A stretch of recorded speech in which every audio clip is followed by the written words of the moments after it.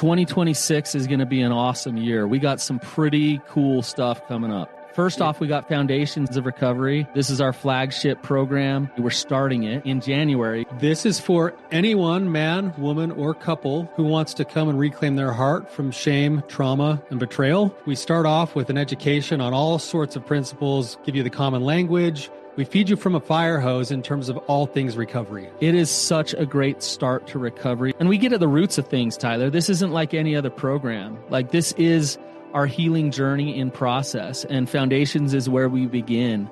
If you look at the value that you're getting there to kick off a good recovery with all of the right education, all of the right language, and a team to get you started while also being directed by Brannon and myself through the whole process, what a deal. So if you're interested, if you're struggling, if you've been wanting to do something for a long time, jump into this. This only comes around every so often, and we would love to have you there.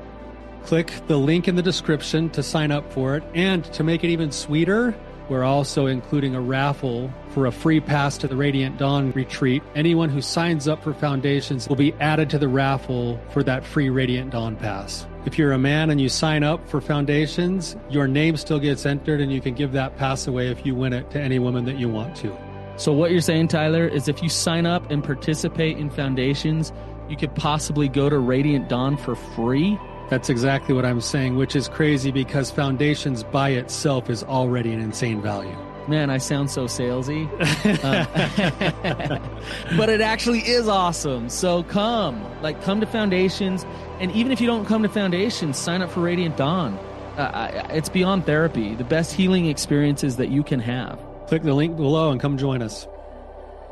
How do I live a life of abundance and freedom, but I feel trapped by my day-to-day life? What's up, you guys? Welcome to the Therapy Brothers podcast. I'm Brannon. I'm Tyler. We're brothers. We're therapists. We're not afraid of your questions. So bring it.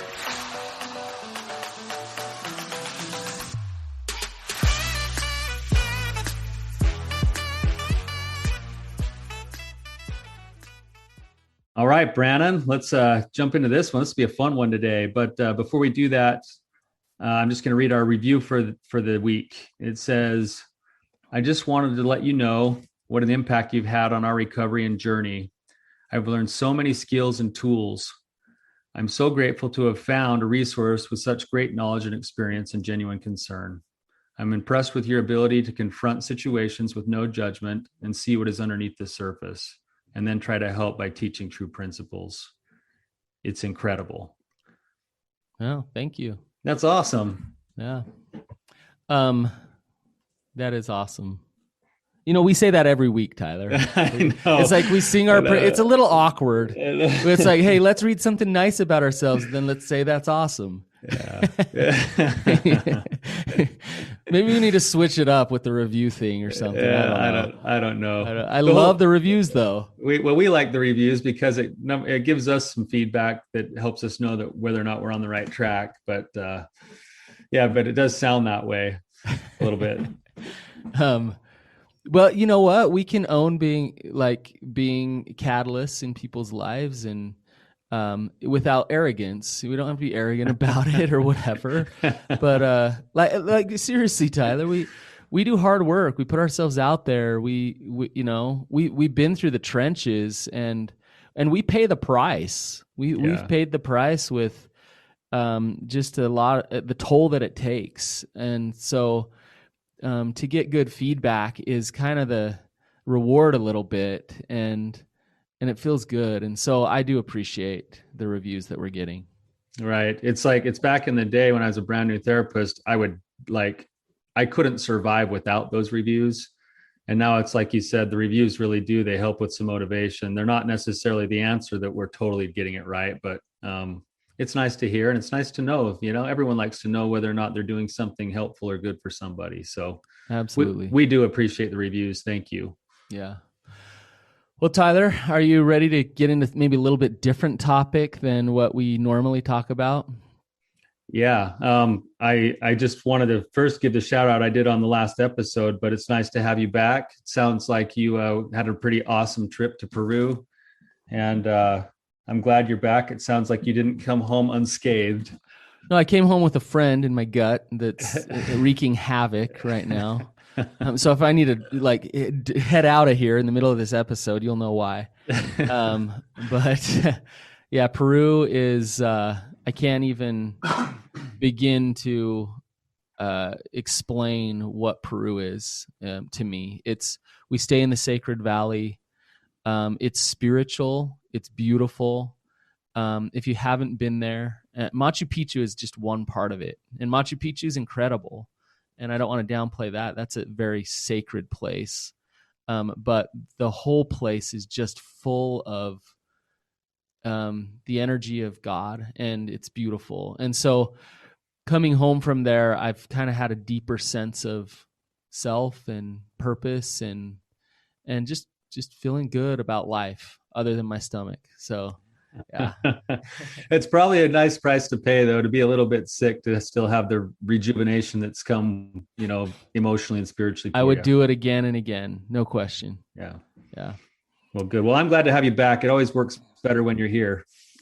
I don't think so, Tyler. Your episodes are pretty awesome. So, should we dive in? Yeah, let's do it.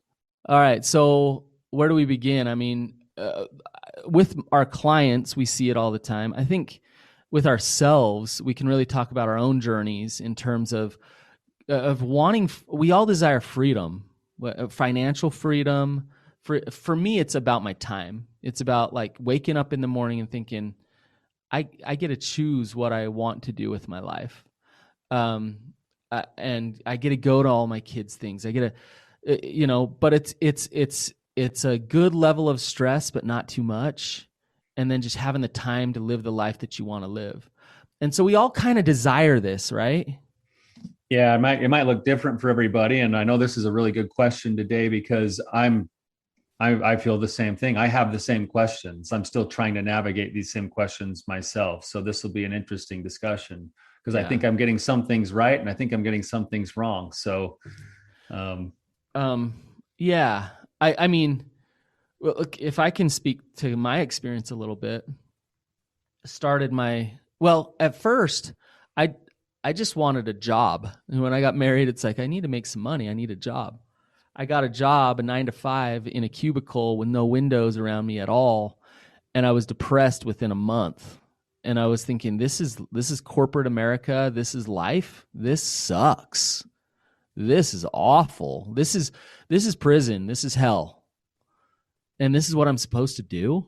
Like, this is so I fell into this job that just sucked. And I thought, this isn't going to be my story. This isn't going to be my life. Right. But then I decided I'm supposed to help people. I'm supposed to connect to people. And you kind of got me going a little bit. And I went from being an economics major to that horrible job to I'm going to go get a master's in social work. I got a master's in social work. And to get licensed, I had to work in a pretty bad situation. Just a county-funded program, just throwing hard clients at you, forced, clients that don't want to be there. And it was a 9-to-5 again. And the only difference is once I had my master's degree, I was making half of what I made, because I was a social worker now. And so I worked through, got my license, but I was on the brink, Tyler. I was done being a therapist. I remember you calling me almost weekly. It seemed like saying, Tyler, what have I done? Like, this is the stupidest decision I've ever made. Like, I can't do this. Like, I'm burned out. I'm tired. I don't know what to do. Yeah. I was caught in the system. I was in a high burnout job with really low pay. That sounds great, doesn't it? Yeah. Oh, you've been there. You were there for a long time. Yep. In the courts up in Idaho, right? Mm-hmm. So we kind of both went through this together. But then this is the interesting part of the story, of my story at least, is I took a few risks, and I went out on my own and I started a private practice after I got licensed, after I worked in this county funded program. And I thought, if I get this practice to thrive, then I've made it. Life is good, right? But a few things started to happen. My practice did thrive. It did well. but a few things started to happen. My burnout actually kind of intensified, because now I was running a business and I was doing 30 hours, 40 hours of clinical work a week, where I was, and I was, thinking about way too many people all at once and all of their problems. I was trading time for money. So if I went on vacation, it would cost me a lot of money just to take my family, but it would cost me even more because of my opportunity cost. I'd lose so much money because I wasn't grinding it out day in and day out. Boom, boom, boom. Right. Yeah. And so that was really stressful to actually take a break and go on vacation. And so I was strapped down again, even after all of the like trying to get out of this rat race, I was strapped down yet again in my private practice, and I was making more money than I ever had. And I was grateful, and that was wonderful. But I got to a point, Tyler, where I didn't care how much the next client would pay me for a session. I didn't want to do another session. Right. And that's where I got. So, so how do how do you get out of that? Yeah, well, but I want to just tack on to what you're saying, Brannon, because I think even when you made the shift from one degree to another area of work, part of it, you were lining up a little bit differently to say, you know what, my heart's maybe a little bit more in line with who I am and the kind of work that I want to do. But you still went back to the same kind of grind that led to you feeling tired and burned out and stressed, as if you were like a hamster in a wheel, continually having to run just to make sure that you were providing for your family, which in turn, in some ways, sapped the life out of the real reason why you changed careers in the first place. Yes. And you know what else is interesting, Tyler, is I used to tell myself, like, man, if I can make $100,000 a year, like if I could make $100,000, it doesn't matter what I'd have to do. But if I could do that, then man, then I've made it. Like, life is good. It doesn't matter how much money you make. Like, if you're in that rat race, if you're in that hamster wheel, and it doesn't matter, you make $100,000, then all of a sudden it feels like you got to make 150. You got to make 200. Like, and so, yeah, it's sapping the life out of me. The very reason why I got out of that 9-to-5 hellhole of a job was to not have that feeling. And yet here I was years later, making a lot more money, seemingly doing what I was made to do, and feeling trapped still yet again. Right.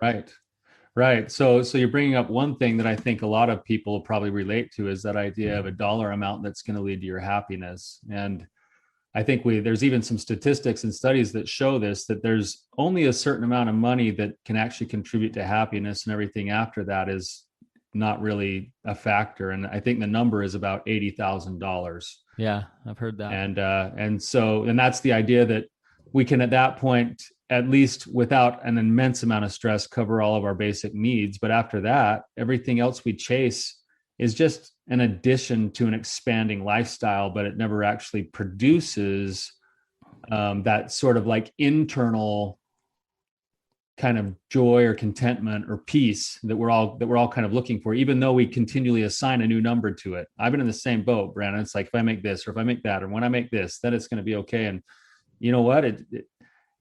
It doesn't. It's not, because that can't just be the focus. Well, yeah.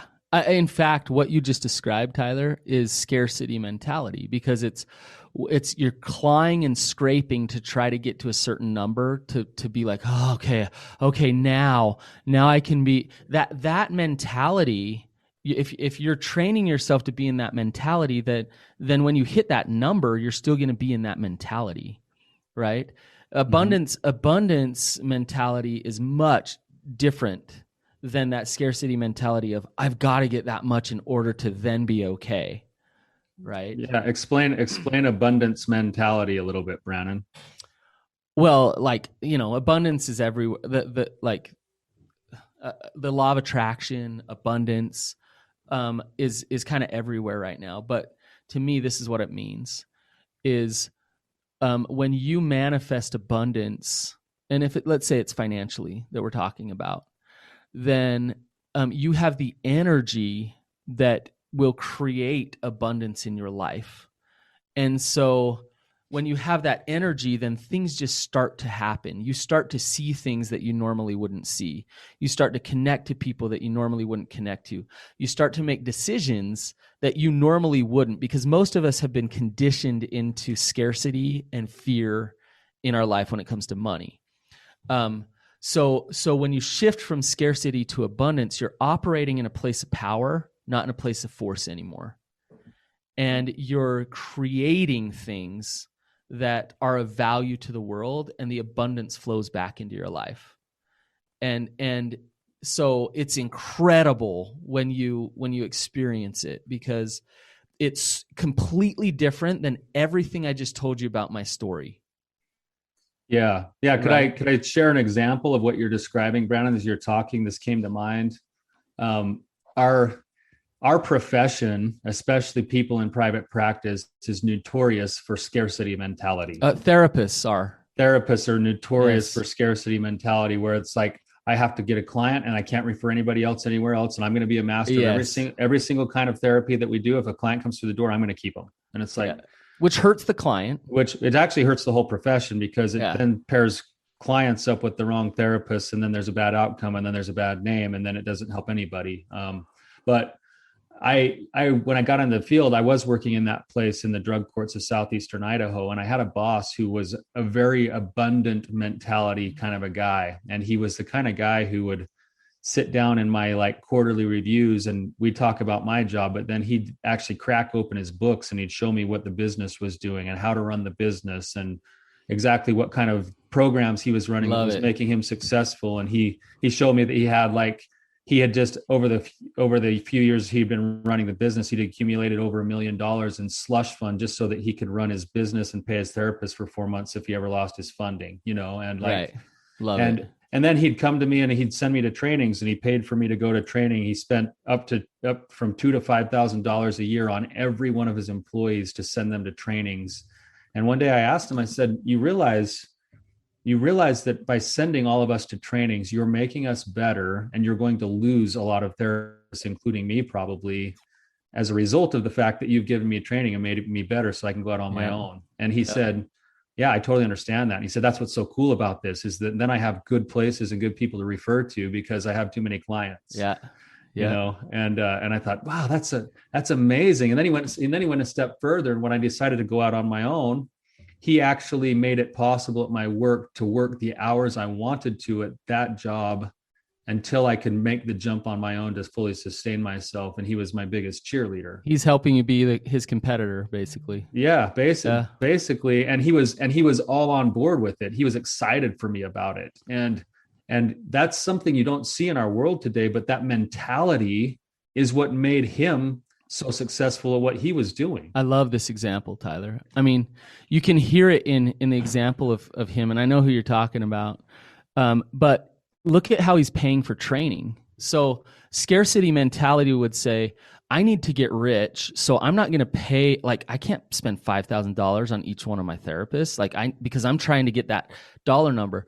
So what happens is they're hoarding money out of fear, and they're not building out their business. So they don't have a bunch of loyal therapists that love them, that create awesome things in that business. Whereas Kip, I know who he's shout out to you, Kip. Yeah, he's the man. But Kip is like, hey, put it out there. Money flows. Money moves and it flows. And so if you're unwilling to let it flow out, then then it's not going to just start flowing in. And so you got, and you be smart about where you let it flow, invest, you put your money out there. But what it takes to put it out, Tyler, is faith. And the opposite of faith is fear, scarcity mentality. So you won't invest and you won't put it out there to create things if you're caught up in that scarcity mentality, right? Do you see what I'm saying? Absolutely. And you'll be scraping for the next dollar is what you'll be doing, as opposed to I'm gonna take the risk. I'm going to put the money out there. I'm going to build, for example, my business now, it's crazy the amount of expense that we spend every month. Like I look at that and it's way more than I ever dreamed of making in a month, the expense for my business, Yeah. But I know that like I will invest good dollars in this business again and again and again, because that's how we've built this thing out. You see what I'm saying? Right. And I want to add another piece to what you're saying, Brannon, because if we go back to Kip's example or your example as well, Kip's focus has never really been just the money either. His focus has been on, we have so many people who need so much help. There's purpose. That I've got to figure out how to help as many people as I can. Right. So then in doing that, the shift in the mentality changes from running a little business to just make sure I pay my bills into a place of like, what's the mark or impact that I want to leave on this world, Yep. And then the money finds its way back when there's a different primary focus. The best investment you can make is into your purpose, right? And so if you have this vision of what you're doing and what you're creating, and you know that God needs it and there's a demand there, then invest there. Invest in learning, invest money, invest there, because that's where you'll be blessed to build that out. Tyler, can we shift gears a little bit? Sure.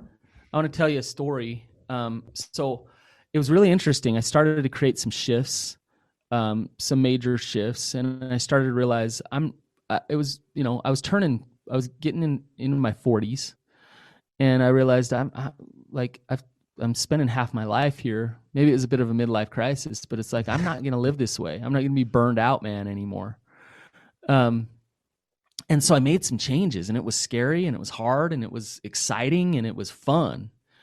And I was hiking on a Thursday afternoon with one of my buddies at 2:00 in the afternoon. And we were just out in the mountain hiking at 2:00 in the afternoon. I think I had put in like 3 hours of work that day. And I remember this kind of gut-wrenching, uncomfortable feeling of, you can't enjoy yourself on a Thursday afternoon at 2:00. You should be working. My gut turned inside when I heard you say that. Yeah. And think of that. What is that? That's playing. It makes me think of like the movie The Matrix. That's like, being just in the mundane world that is expected for everybody to do your 9 to 5. How dare you have a day off? It's like, when's the best time to go hiking in the mountains? It's on any weekday, because everybody else is basically back in their cubicle. Who says that I should be working on a Thursday afternoon? What voice is that? Yeah, that voice has it has power. It has a lot of power. I think it's socialization. I think it's the way we're raised. I think it's also fear. It's that same scarcity mentality you're talking about.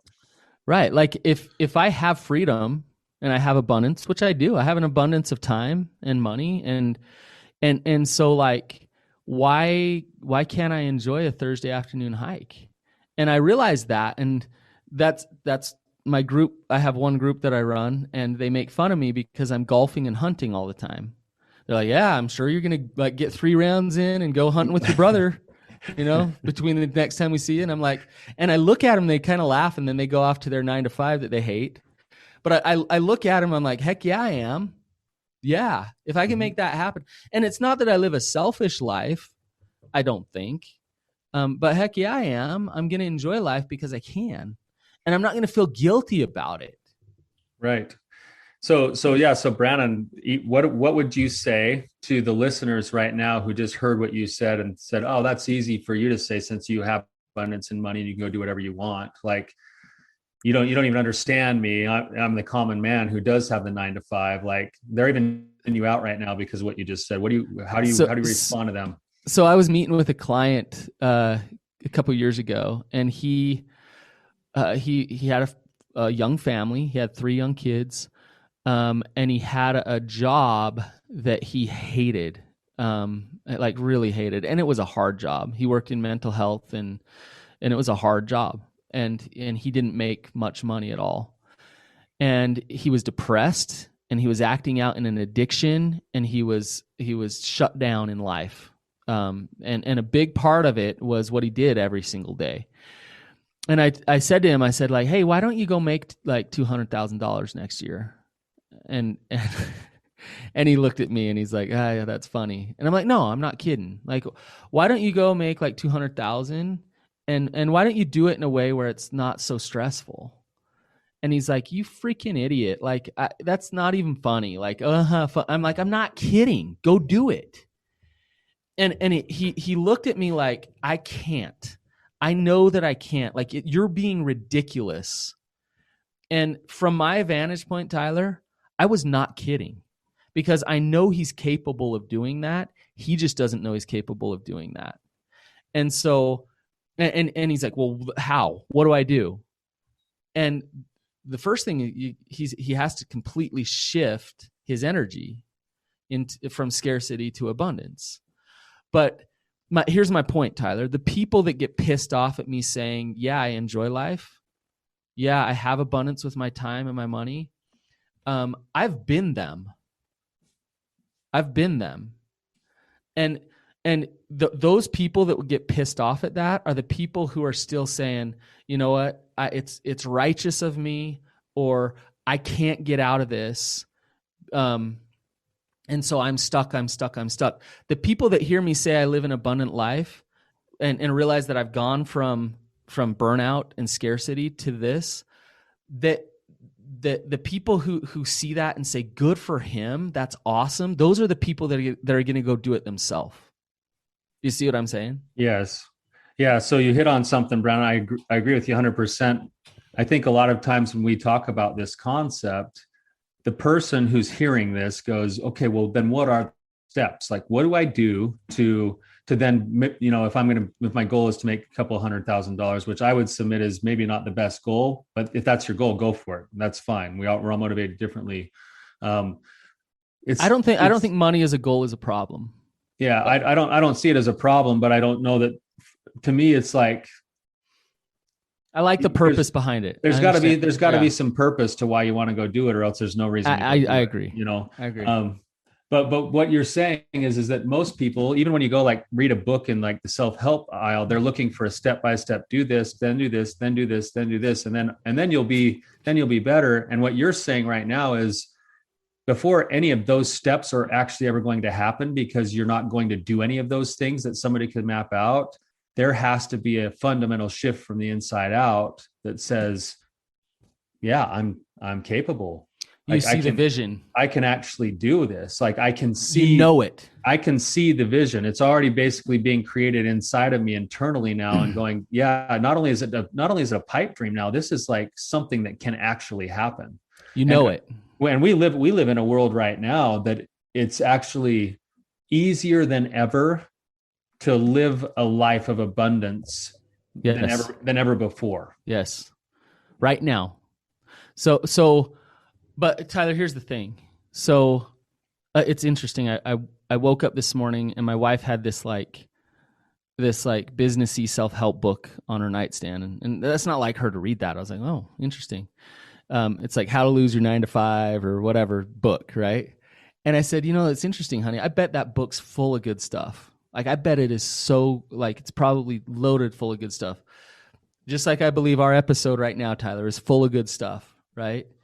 People get stuck in reading that stuff or consuming the content, and that's not what matters. Education's helpful, it's empowering, but people they hide right there. They feel they get a sense of, oh, I'm changing, I'm getting abundant just because I'm reading it. But there's one thing that matters. I believe that you look at your life and you say, okay, I want something to shift. So I'm gonna have a theory about what I can create. I don't know it yet for sure, right? I'm gonna go educate myself about how to create that. So that's kind of the next step. I'm gonna start to make a plan. That's the next step. That's all awesome. So I'm kind of going in order here. I'm going to make a plan about what I'm actually going to go create and do, whether it's I'm going to get this job or I'm going to create this business or I'm going to, okay. Now, everybody likes to focus on you won't do it because of the fear of failure. Okay. And so what they say is if you don't have fear of failure, then you'll actually go forth and do it. I think that's BS. I think that we all have fear of failure. And some people take that fear of failure and they just stay stunted and don't do anything. But the most important thing from all of the very successful people I know, the most important thing of all these steps is the very next step, which is do it. Just jump. Just blah. Like put it out there. And when you put it out there, it might suck. Like it might be really messy and maybe you get 0 followers or 0 buyers or you don't get that job that you go for, or whatever it is. Like, but after that, either maybe you'll succeed, maybe you'll thrive and it'll go and you'll have the life that you want. But after that, this is what the abundant people know, is after you put it out there, then everything's awesome. Everything's perfect because you're going to get exactly what you need in that moment. You'll either get some learning, some tweaking, you're paying some tuition, or you're going to get some success, some money, some whatever it is, right? Then it's just going to happen. But there's not an expectation of I need to make this amount of money in order for me to say, yay, I did the right thing. Now I'm validated. Now I'm justified. An abundant person has that level of acceptance and faith to their vulnerable jump. Am I making sense? Yeah, basically what you're saying is not only do you have to get through the fear and take action, but then after the action, whatever comes after the action is exactly what you need to keep moving forward. And you just said the important part, keep moving forward. Right. You keep that vision going no matter what happens after you go. So if we get obliterated by something, I go and awesome. step off.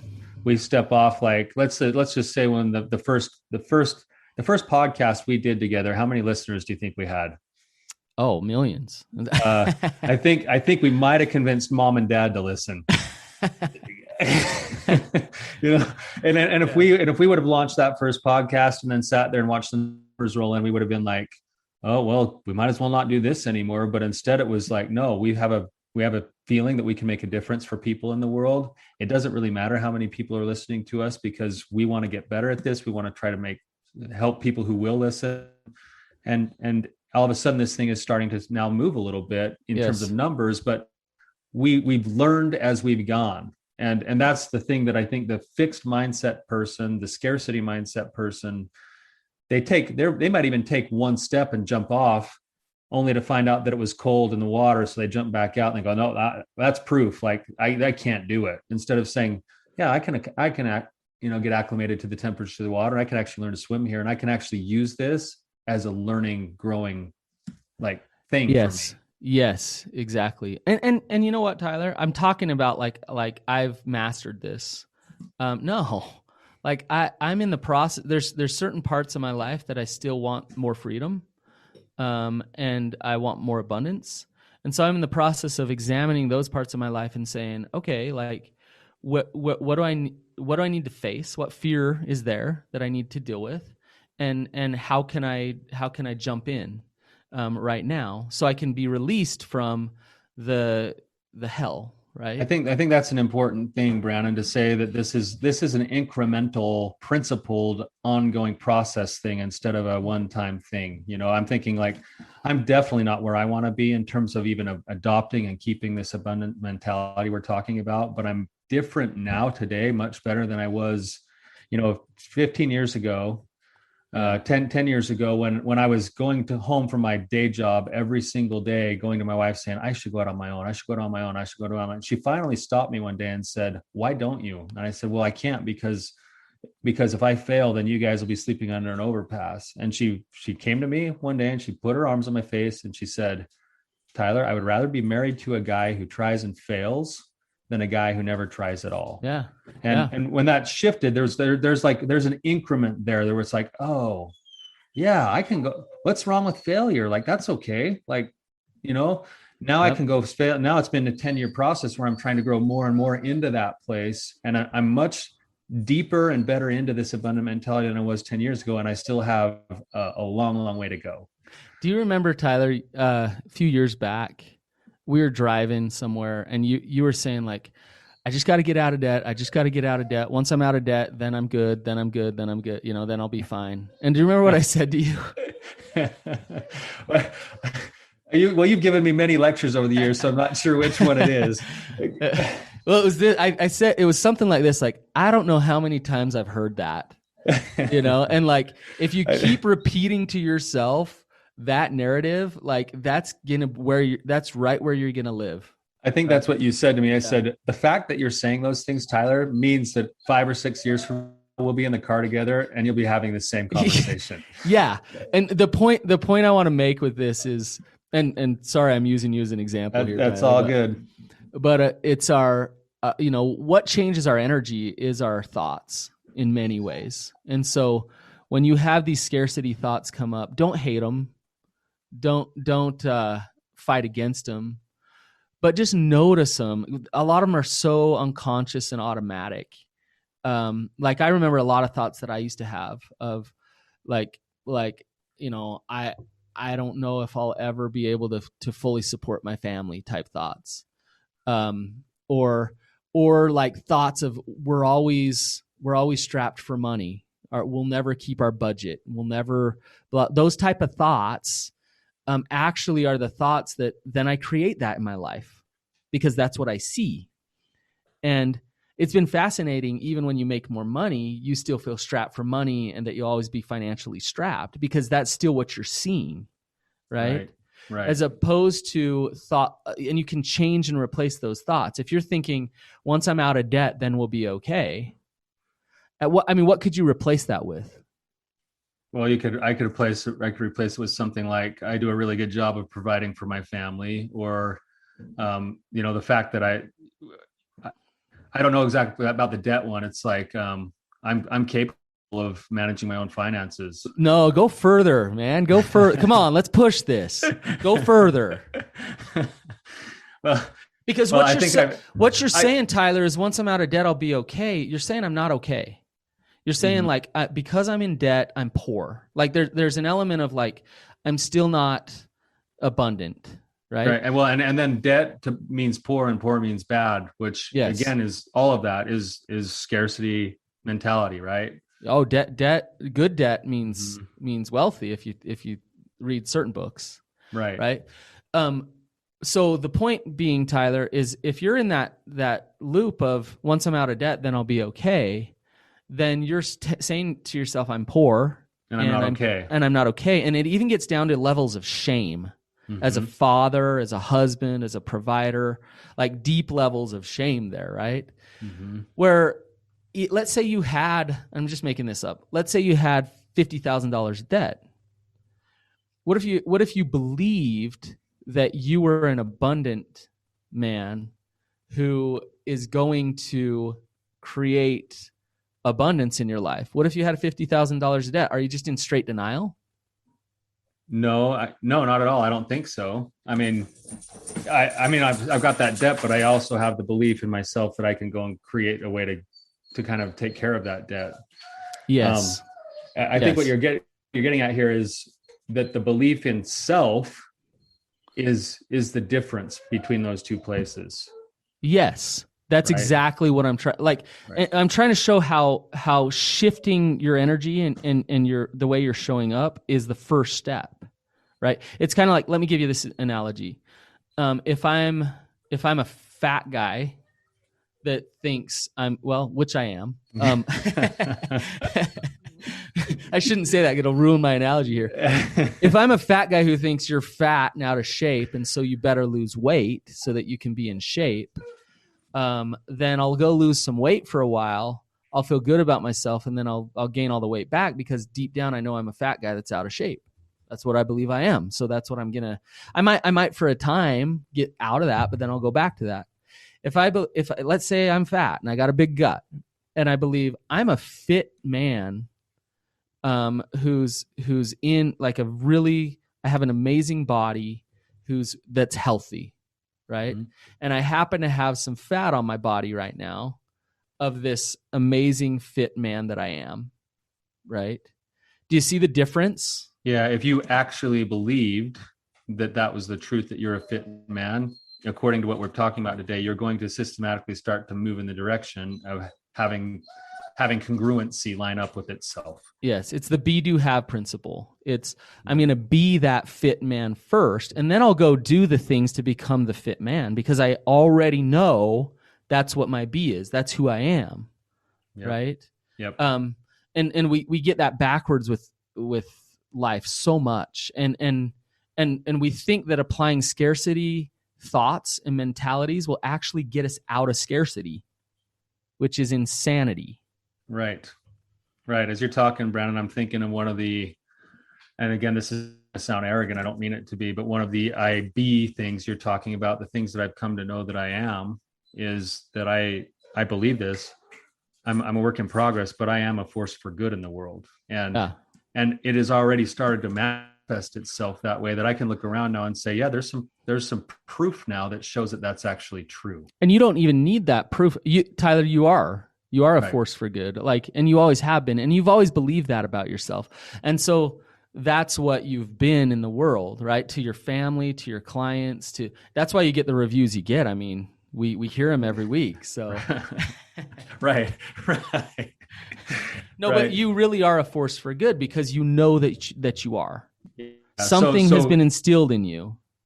Right. So, and I think that's come with that hasn't just showed up either. That comes with cultivation and work. And so that's what I'm saying. Like, we've talked a lot about money today, but it might be other things. What are you? Who are you? Yeah. I'm asking listeners to actually sit down with yourself, and don't be so afraid of your own thoughts, to actually sit and ponder about who are you, not who you're not what you're bad at. Who are you? Yeah. And let it start there, and then start cultivating that and let it work out. But Tyler, I want, so as they see these thoughts of who they are, well, I'm not lovable. I'm a pervert. I'm fat. I'm ugly. That's who I am, right? So when those thoughts start to come up, then what do they do? Yeah, that's the challenge. This is something that I learned a long time ago when I was doing my own work, that I had those thoughts. I'm a failure. I'm weak. I'm inadequate. I'm never going to be enough. And I learned a skill, and it was the self-compassion skill, that every time I felt that in my body, because that would be a cellular feeling on top of a thought. Oh, I get done with this session. Oh, I just failed. It's like, nope. Truth is, everybody fails once in a while. You're a work in progress. And I would flip that new thing onto the new place that I was trying to train myself to believe, which is, truth is, you're a work in progress. You're a force for good. God's going to make you into the man he exactly needs you to be. And all you've got to do is continue to move forward. And then I go and I do one kind thing for myself to remind myself of that. And I get back on the horse and keep going. And that's that over time. It wasn't instant, but over time that has caused a shift in me personally. Yes. I love it. So that's a way to shift your thinking and shift your beliefs. Yeah. So we lose sight. I always say, people ask me, like, what is recovery? And I say, recovery is recovering a sense of who you are beyond the trauma. So the life experiences have told you who you are. And what recovery is it's relearning through experience about who you actually are. It's regaining your nobility. And so when you know who you actually are, then you're going to behave different. You're going to create different. You're going to resonate different in this world. And you'll get different outcomes. And the outcome won't be, numbing your life out with an addiction. So, and it's the same thing. If you're in a horrible job and in a life that you're suffering and not okay with, then shifting some of those beliefs about who you are, and then putting things out there, taking some risk, learning along the way, it'll shift who you are. And so you continue to show up differently, get different outcomes, and not live in that hell anymore. Yeah. Well said, Brannon. Good topic today. Yeah, this has been awesome. Good discussion. So next year you're doing what, like 500,000 of passive income, Tyler? Yeah, why not? Yeah, I like that. Yes, good answer. Not why not. It's hell yeah, I am. In fact, I've pretty much already earned it. I just need to go get the money. It's already there. It's already there. I love it. Yes. All right, Brannon. Good job today, man. All right. Have a good one. We'll see you guys. See ya. Do you feel like no matter how much therapy you do, things really aren't getting better? That you'd like to accelerate your feelings of peace and empowerment because it's just not happening? As a man, do you feel stuck? Do you lack purpose? Do you not know what real masculinity is?